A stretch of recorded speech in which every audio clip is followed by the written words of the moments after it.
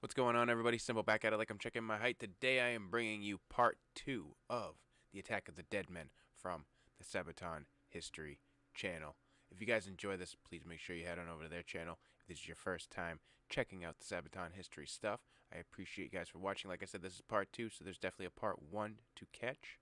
Perhaps do that part first. But yeah, onward. Let's go. Greetings, I'm Per from Sabaton, and you are watching Sabaton History Channel. And this is Attack of the Dead Men! Part 2. Still learning names, so forgive me if I don't remember.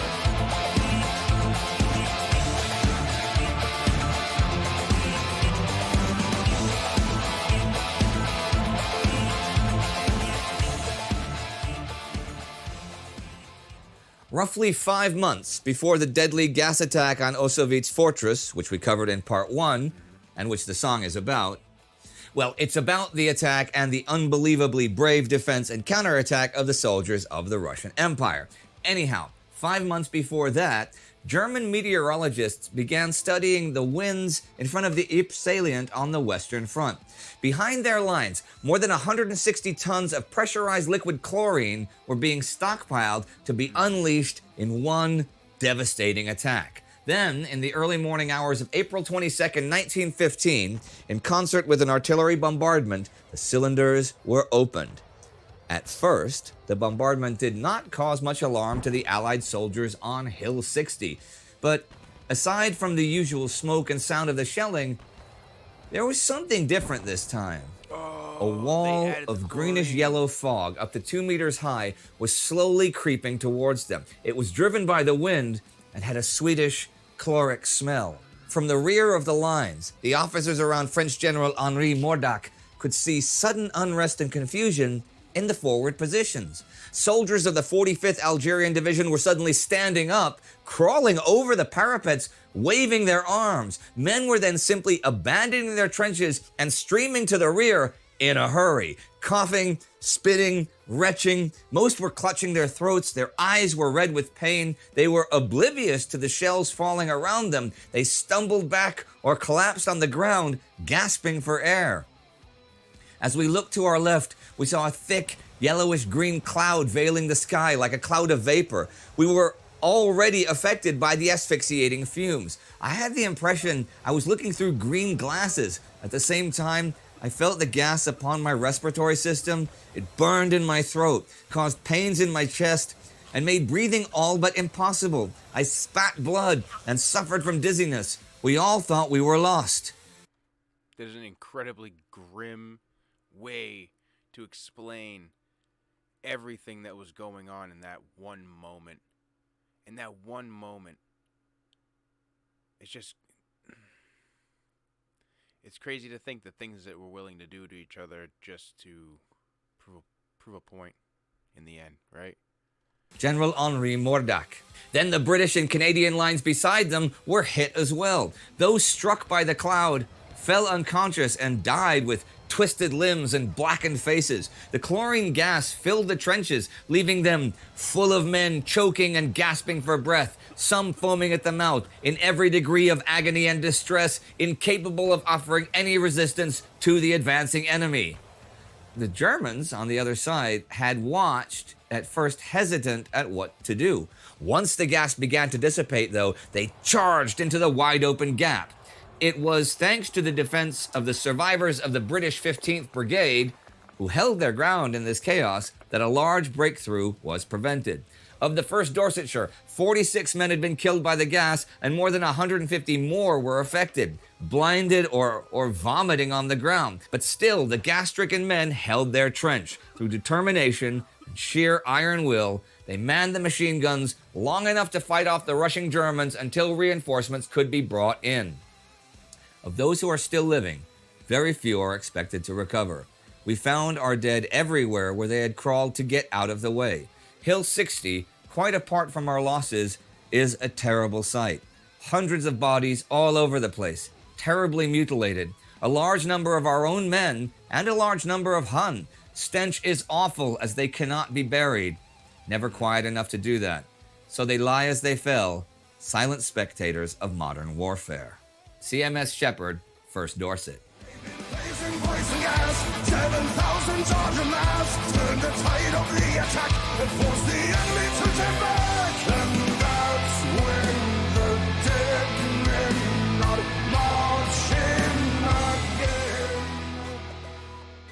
News of the gas attack circulated immediately. The Allied press accused the Germans of committing a terrible war crime. The use of poison gas was seen as horrific, diabolical, and stood against all civilized warfare. It simply broke the rules. Okay. The Germans had pushed the gates of gas warfare wide open, but the concept of chemical warfare was not new by any means. Since ancient times, soldiers had poisoned their blades and their arrowheads with toxins. Back in 80 BC, we know that the Romans used clouds of caustic lime powder to flush out a tribe that was hiding in a cave.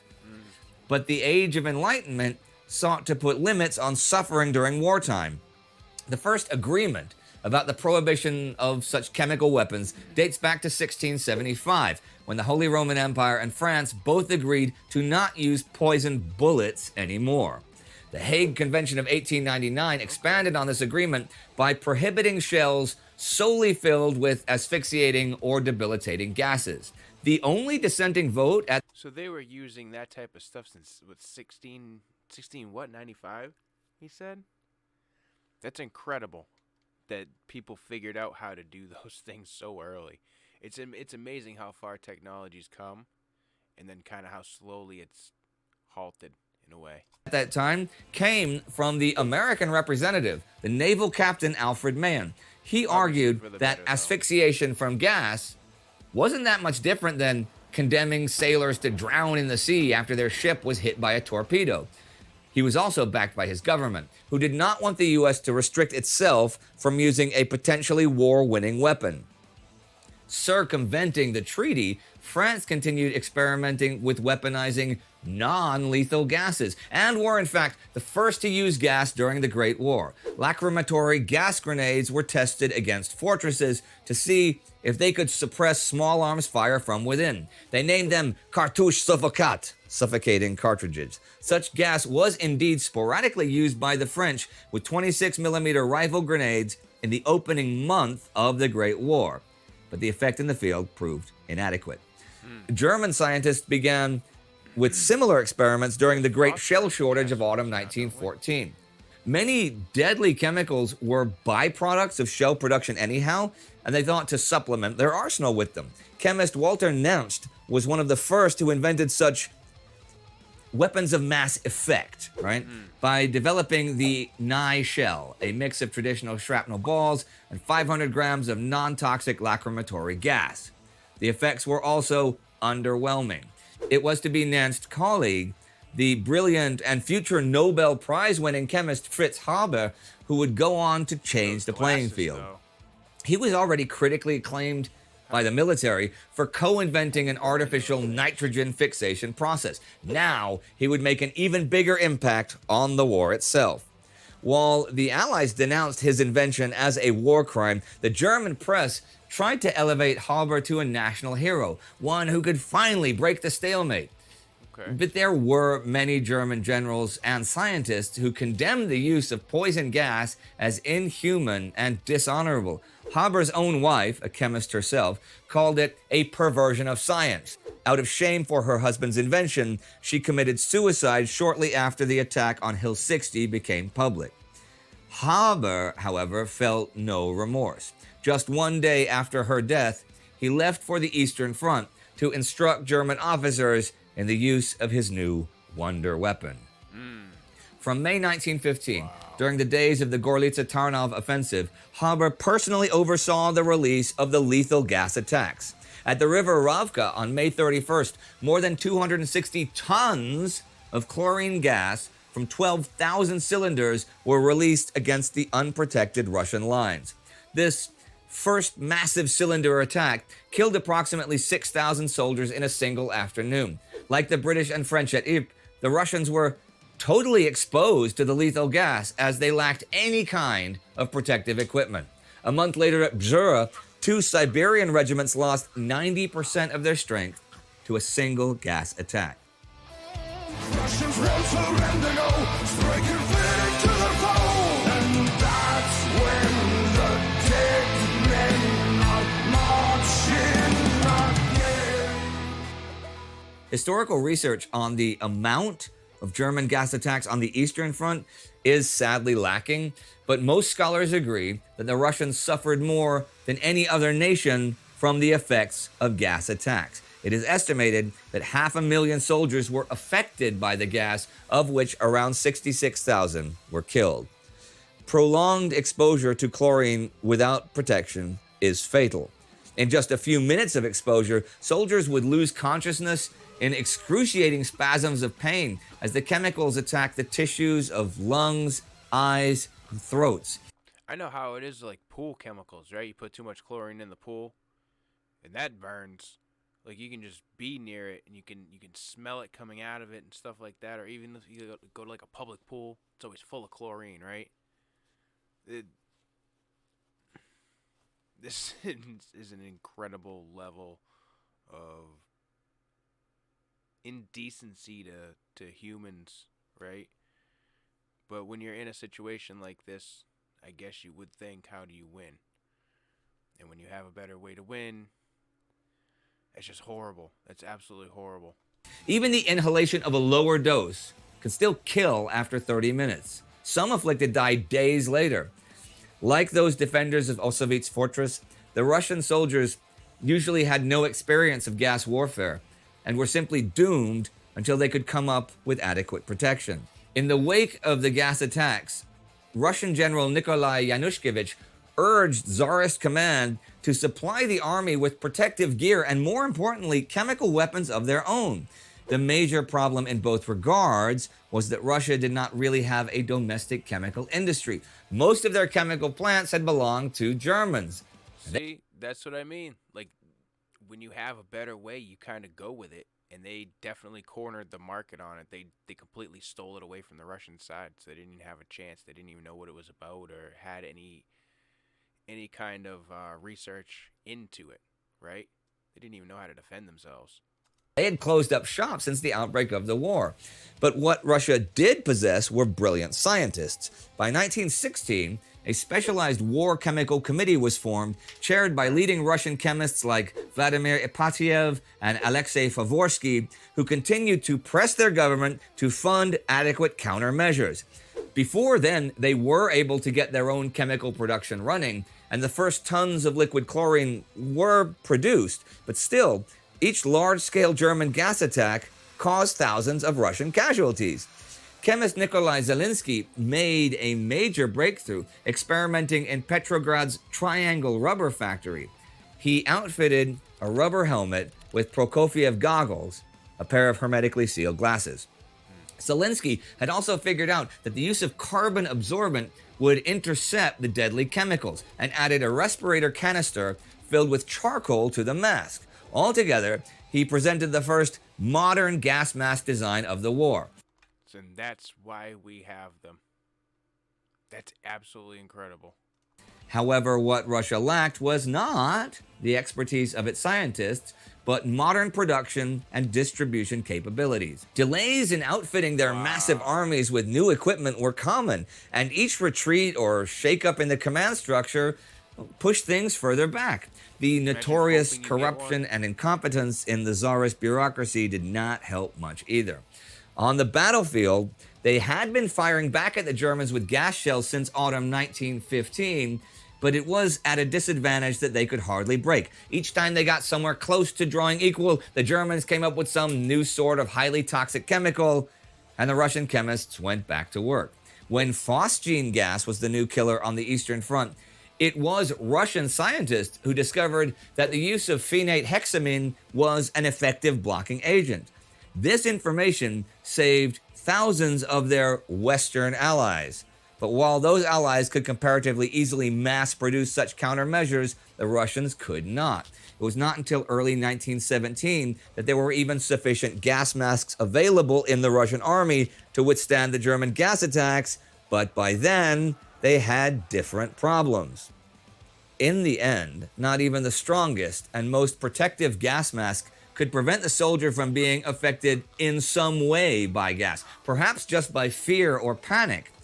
Each time the alarm would ring, when a lookout would loudly clang pots together, yelling, "Gas! Gas!" It became a race against time. Sometimes it was mere seconds that stood between life and death. No soldier could duck away from it, nor could the soldier hope to simply withstand. That fan was incredibly useful. You see how quick all the gas just evacuated Against time. the bunker? Sometimes it was mere seconds Look that at it, stood right out of the between track. life and death. No soldier could duck away from it, nor could the soldier hope to simply withstand its effects, no matter how healthy and fit he was. And when he smelled it, it might already have been too late, for then they were already dead men.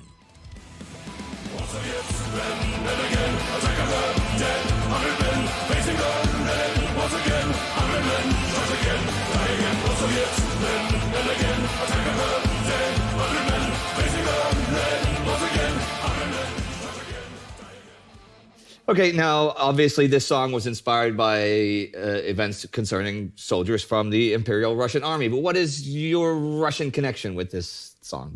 Yeah. Okay. So originally, when we released this song, it was released before Sabaton by a Russian artist called Radio Tapok, Okay. who we allowed to hear the song before anybody else. Prior. So he had the chance to do a cover version of it. Okay, and did you know he was going to do that? Yeah. And we even invited him to come down to one of our shows where he had some little filming where he was capturing, or we are capturing him in a scene where like we're trying to torture him and stuff. And he released that as a music video. Oh, wow. And Radio Tapok is he mainly does covers. Okay. He's writing some of his own songs as well, but he's mostly famous for writing cover songs of artists from Rammstein to Korn to Sabaton. But it says harder rock and metal artists. Yeah. More like that, yes. And he's doing it his style, and he's translating the lyrics into Russian. Okay. So it works for the audience in Russia very well. That's cool. And when we did the song and he did a cover of it, we thought it sounded awesome. And we were like, what if we one day do a crossover? Sure. And we went to play in Moscow and we invited him to join us on the stage. And he came onto the stage and started to sing in Russian without any announcement. Wow. And the audience went crazy. It was an awesome moment, you know, when you are able to give a pretty cool surprise to the fans and it works out that well. So I guess we can watch a little bit from that. Yeah.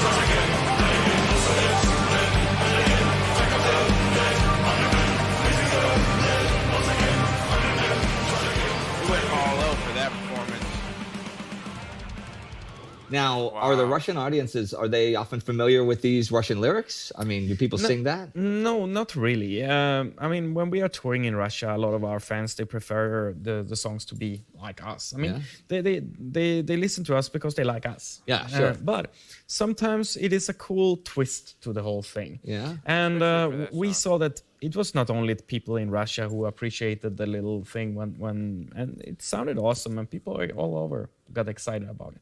But now he's got him, but who does he use for his band and stuff? What about the music and stuff? I think he has various musicians joining him on tour. I'm not sure. And he releases whole albums or just the occasional single? Or, I mean, does he have a label or are these bootlegs or how does it work? I guess he's releasing it. I guess he's releasing it self-released. Okay. Well, there'll definitely be some links to you somewhere down there. Now, Per, I have to admit, I'm sorry that I attacked you earlier today. You know, I know you were just trying to do your best to get the show off to a start. If we have time, we'll shoot another beginning. But, you know, we're running so short on time that might be the only thing we're going to have to roll with it. And you looked fitting. I mean, you're wrapped. And why are you wrapped? Yeah, it's kind of Well, because I'm dead. Obviously. No, I know you've noticed I've had this for many weeks. I haven't had this for many weeks. I've had this for 2 days, but we're shooting a bunch of episodes here in Falun where the band they're working on some songs and new projects and new cool ideas, which you guys will hear about eventually. Some of them even here. Yeah. Right? No, I woke up the other morning and I went to wash dishes, which is a bad second line for a blues song. And I went to wash dishes because I had not done that the night before. And a wine glass exploded and it cut my hand. And I put on a Band-Aid and then I put on another one. And then I put on another one and another one. And I put on a 5th one. And under the 5 of them, I could still see it just filling up with blood. And I thought, okay, that's not good. So I had to go to the district nurse. And so they gave me this awesome looking, way over the top bandage for far more than the cut actually deserves, you know. So now you know. So if you were trying to drink from the glass and it exploded, you would have looked very much fitting to this specific song. I really would have. And you know what's interesting? If I had done this a couple hundred years ago, I could have died. True. Because they had to do a lot of antiseptic stuff because it was a while before I got to the nurses because I convinced myself I didn't need to go to the nurses. So that's why I've been wearing this for the last how many weeks? I don't know what order we're doing these. You just throw some dirt in it, keep on going. Squeeze it together, duct tape, super glue works good. I'm not saying try it. Don't try any of these things at home. But hey, back to a more serious subject when you talked about the face and stuff like that. When people think of the First World War, one of the things they do think of is gas. It's an enduring symbol of the war, which is a real shame. But since the majority of the deaths in the First World War were caused by artillery of active soldiers and stuff, but gas is the scary one because artillery, it comes and you die. The gas, you see, it's hard to imagine. I guess it's also very. I mean, all the stories and the images, it can't be. It must be worse, as you said. You get shot. Hopefully, for your own sake, you die quickly. Yeah. Gas, it's gonna take a little while. Even it could take years. Yeah. That's and think of it's distasteful. I want to say think of the balls of these guys like literally falling apart and choking on their own lungs, but still going, all right, we got this. It's a pretty heavy it's a heavy theme, but it's a really good tribute to both the depths of horror men are capable of inflicting on each other, but also the depths of courage and bravery that men are capable of in and of themselves, And thankfully, the end of the First World War resulted in the ban of use of this. Well, I mean, there's a couple of countries did not sign, the ban. And of course, in the 30s and in the Second World War, Japan used some chemical and biological weapons and stuff. And there was plenty of gas used by the Germans in the Second World War, although not on the front lines. Hitler had been gassed himself, so he did not use that against other soldiers. He found that distasteful. He used it on an awful lot of other people that were not soldiers, but we already did the final solution, which was one of the hardest hitting episodes of this series. And if you haven't seen that episode, that's your homework to go and see again some of the horrors that man is capable of and why it's important to remember these things to be able to stand up against them before they can happen again. True. Because if you don't know that... All right, well, that is it for today from Sabaton History. Thanks for watching.